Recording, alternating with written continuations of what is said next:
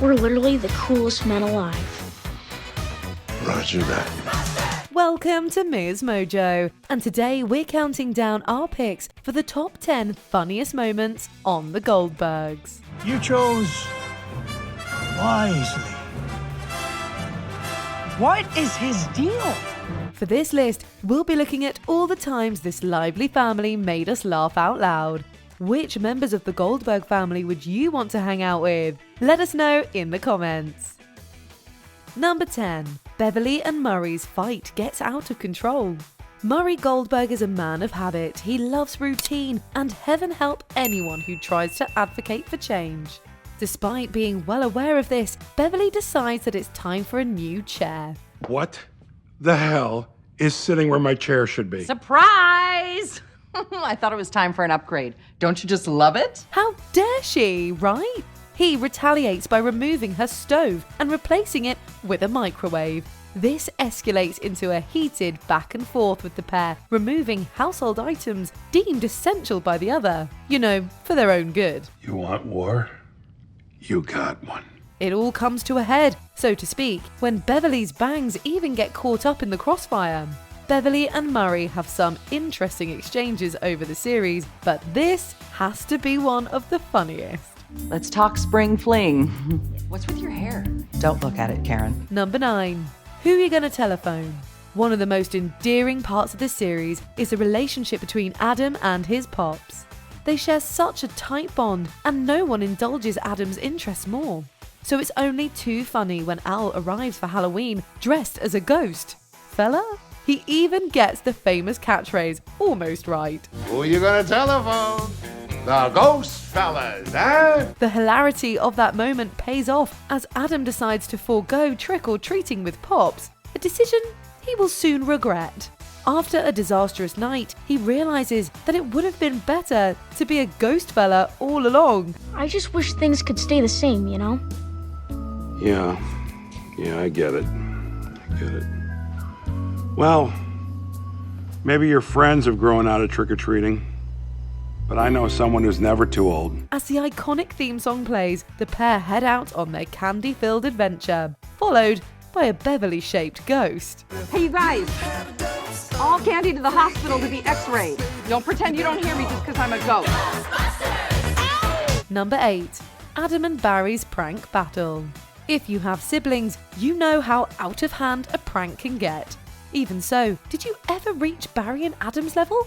Yep, one prank in and things accelerate beyond control. You should know I'm unstable and would react poorly. This is on you. A castle for a shoe, baseball cards for a castle, and perhaps, worst of all, Adam's video camera. Well, that's until Adam goes for Barry's relationship, and then it's time for the A-bomb. I don't want to say that you could do better, but we're all thinking it. You are so dead! Am I? Because I've never felt more alive. Just as it seems like this war has no end in sight, Barry has a change of heart. We guess that watching David Hasselhoff perform as the Great Wall of China falls and Russia reunites will change a man. And it occurred to me, if Knight Rider can make East and West Russia find common ground, maybe we can too. Number 7. Barry keeps the party going. As in many TV shows and movies, as soon as the parents go out of town, the kids throw a party. Barry spends the night trying to be a superhero, only to have his dreams crushed when his parents come home early. Why are you home? You're supposed to be at the hotel. There was a banquet. Who skips a banquet? A party? I don't even like my own kids, let alone a house full of other people's. But for once, Murray shows some compassion towards his son. He decides that he can wait an extra 10 minutes before unleashing consequences on his rule-breaking kids. Seriously? Yeah, but do me a favor.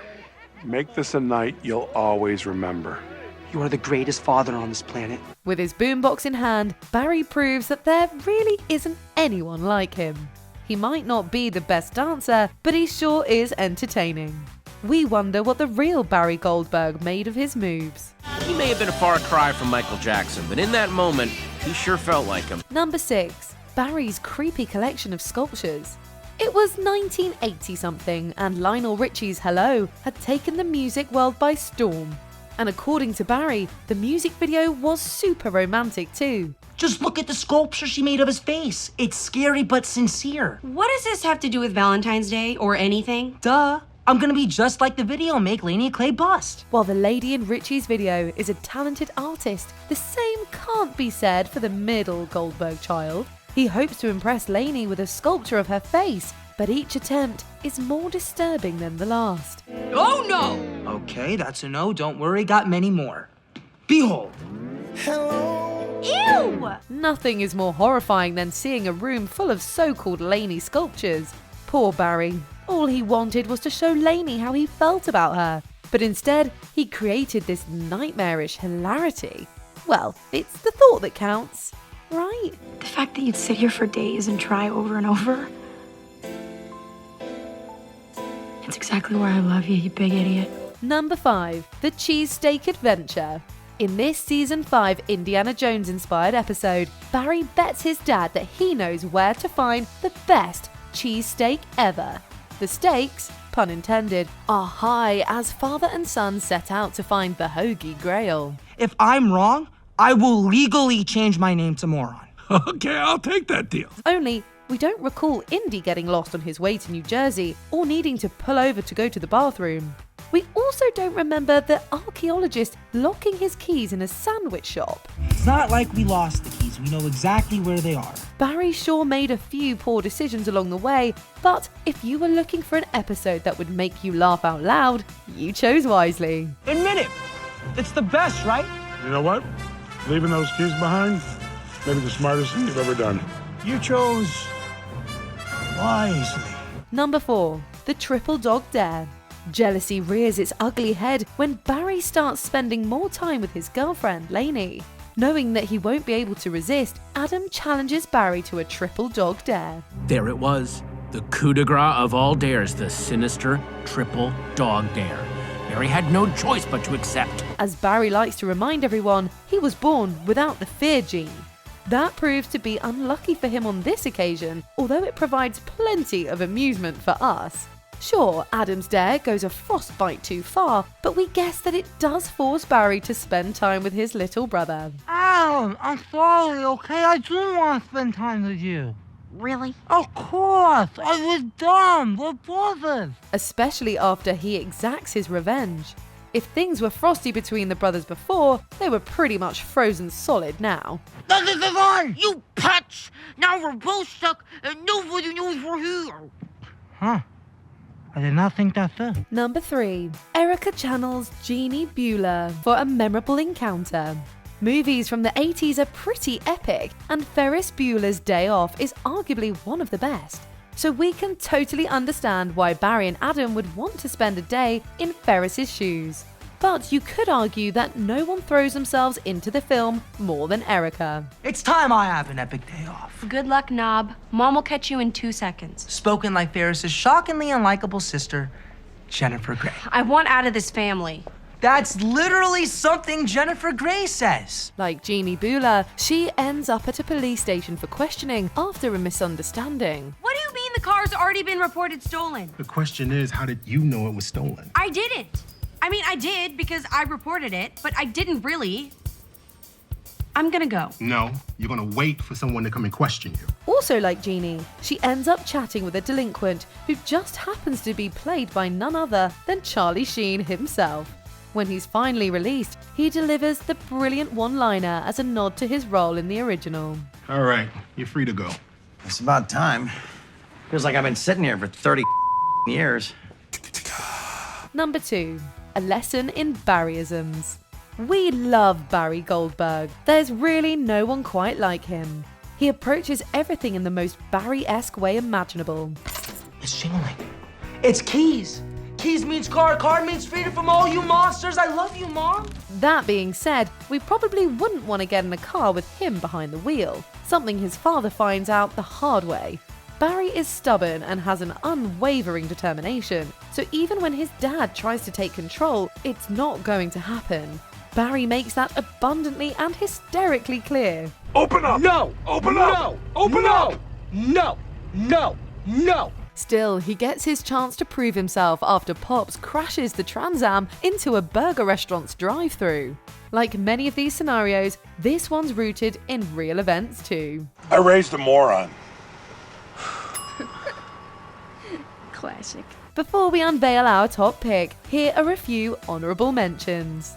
The mixtape. Well, there's no love quite like Beverly's. I thought I was the inspiration. You are.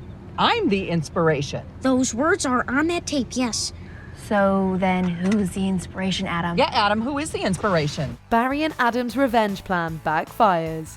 Apparently, no one can resist New Kids on the Block. What's your favorite song to torture Erica with? That'd be a 10-way tie between all of them. Take that, Erica.